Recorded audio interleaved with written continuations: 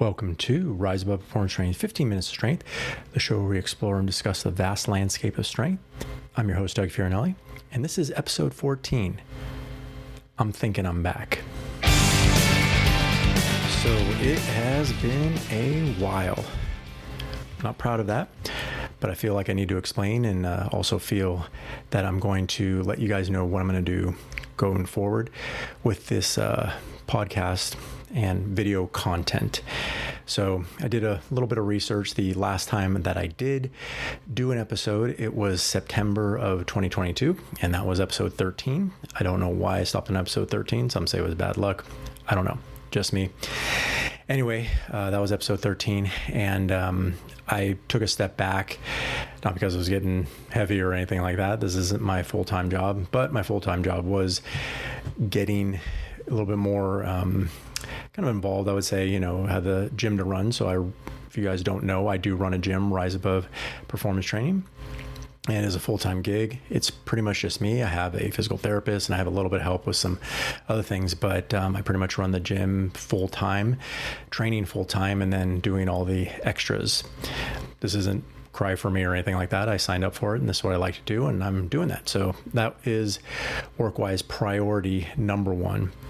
I know my second priority was to make videos, and I really, I've been doing YouTube videos for a long time, and it wasn't something that I wanted to do full time or get rich with. It was something I wanted to do to help people.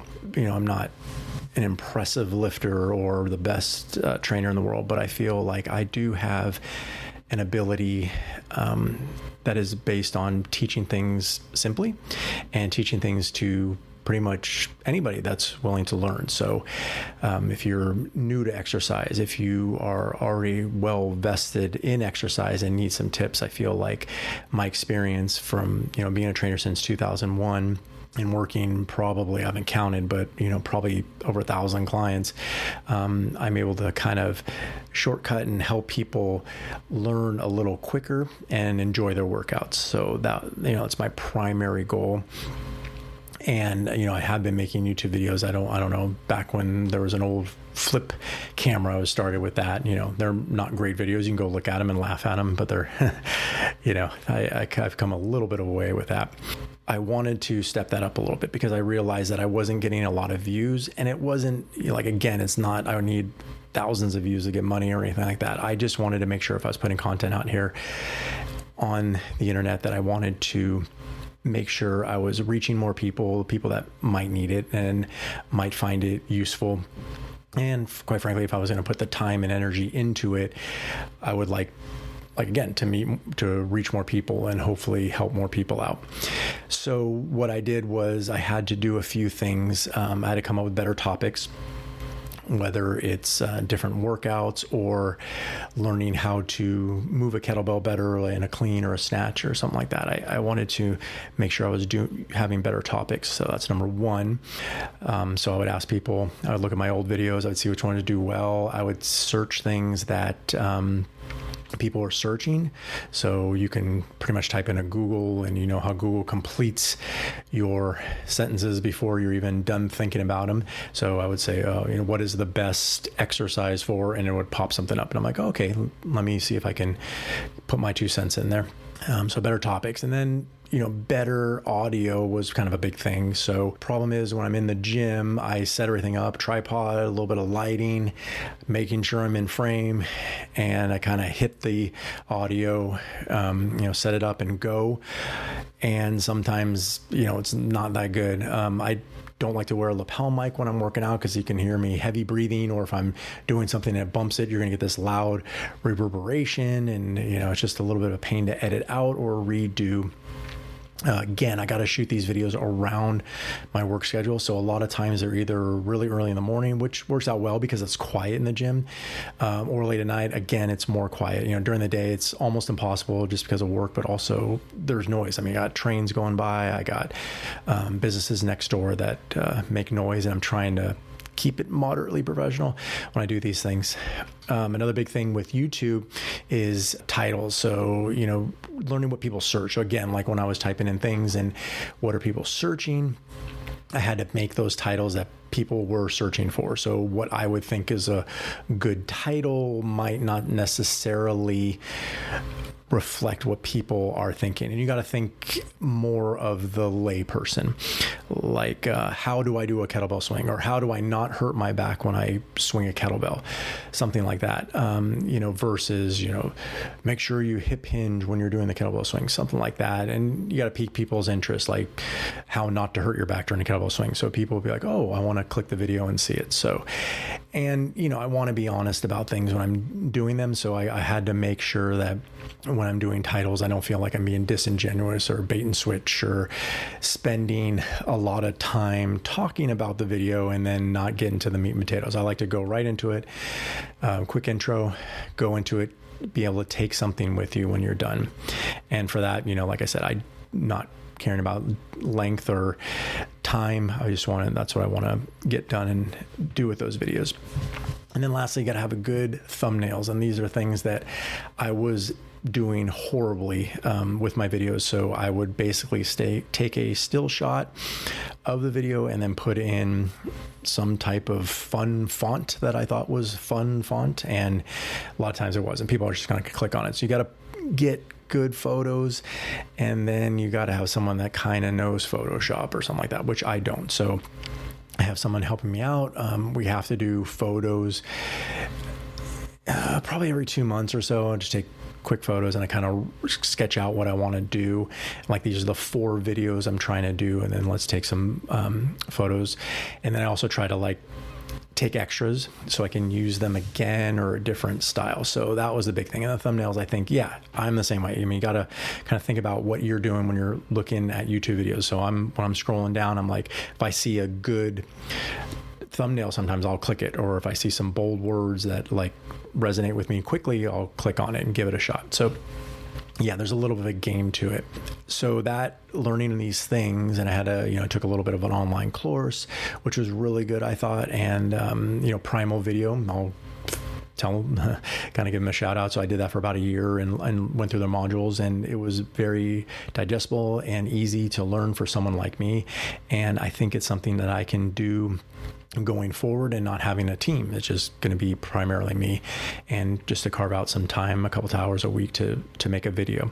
But I wanted to get back into podcasting. Again, not going to be my full-time job, and I don't really want it to be, but I wanted to find another way to get content out to people in a different manner. Now, originally when I started doing this, it was audio, and then I would take the audio and put that audio onto YouTube. And boy, did that not do well at all. And I understand why. Would you want to listen to audio on YouTube? YouTube Music, that's another story, but you don't want to click play on a YouTube video and there's no one there. I wasn't cool enough to do fancy photos or montages of, kind of free form, non-copyrighted videos of people climbing mountains or playing tennis or something like that. So my goal after getting my physical content YouTube videos kind of down is then I wanted to set something up at home where I'm doing video podcasts. Now, the way I have to do it, I'm recording the audio and the video together. So it's going to be the audio podcast and it's going to be the video podcast all in one. I might do a little bit of edit for the audio versus the video, but it's going to be the same. I got to use that same content because I can't do 2 of each one or 1 of each one and then get it out there, separately and do all the editing and whatnot. So my goal for these podcasts is going to be more off the cuff and kind of philosophical, let's say. So not the physical part of training, but let's do the more philosophical or mental side of training in a sense where we're just talking about things and talking about what I see in the gym and things I can go over, like a couple of my older videos, like how to train as you're an aging adult. You can't go out there and train like a 20-year-old. You got to go out there and focus on maybe 5 little things that you need to do to prolong your career as an athlete and keep yourself injury free. So I'm going to, talk more things about that. I'm hoping to do some interviews with people as well. And, get their broad kind of ideas out there and kind of make discussions. I plan on keeping it in this 15-minute kind of realm as well. I went back and forth on that. Do I keep it open-ended or do I keep that 15-minute strength? Because that was kind of like my hook. I wanted to make it 15 minutes of strength where someone would not have to dedicate a ton of time and be like, hey, it's only 15 minutes. I can click on this and I can listen for 5 minutes. I can listen for 10. I can listen for the full 15 and get information on it. I can move on to a longer podcast that's 3 hours or 2 hours, but 15 minutes. And then maybe you'd be inclined to listen to more. And it kind of goes with my philosophy of my physical videos where it's solely like, I just want to give you guys the information, the meat and potatoes, and then way you can get on with your life and move on. 90% of podcasts fail after 3 episodes. I made it past that. I got to 13. But then the 90 after that fail before 20. So I haven't hit there yet. This is number 14. So I got to push the 20 mark. But again, I think I'm doing okay in a sense where this will give me the opportunity. If I can't make a physical video, I can do something like this. I got the setup how I kind of want it right now. And I can, talk about different things that I've seen in the gym or something that came in my head this week that will help people out. Also, if you guys have topics, feel free to put them in the comment area. If you want to say, hey, how would I train for X, or what do you do? I have an injury in my plantar fasciitis. What are the things that I should be doing or looking for or trying out?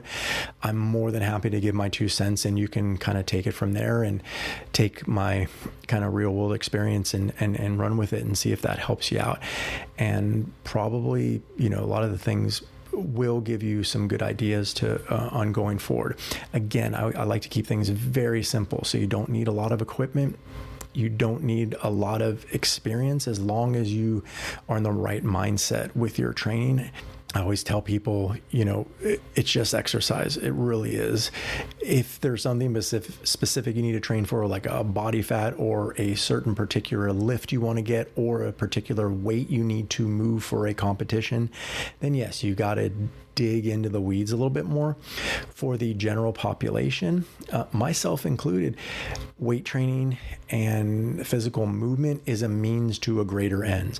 So the reason why I train beyond just simply enjoying it every day and moving my body and feeling better when I do it, it does help me do the other things that I want to do well. When I go hiking, when I go swimming, I always feel like I'm never too far away of some type of event. Like if I'm going to run a 10K, I don't feel that far off from it. I'm well trained, and then I can just get a little specific with my training and I can carry that into that and I should be okay. So I'm not completely detrained.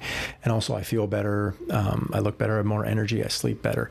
So we're going from that perspective. We're taking training as a lifestyle choice and something that is a part of us, and we want to take that with us for the rest of our lives and be very good and conscious of what we're doing to make sure we're doing the right thing. So again, if you have questions or anything, please put them in the comments below or send me an email. Doug@riseabove-strength.com. I'm more than happy to help you out, and it helps me with future topics. Also, let me know what you think of the video portion of this podcast if you're watching it in video format on YouTube.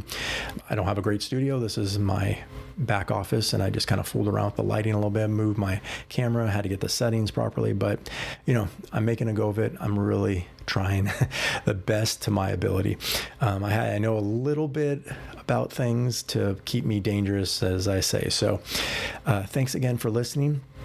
Yeah, we'll see you around. And if you have any questions, let me know, and we'll see you next time. Take care.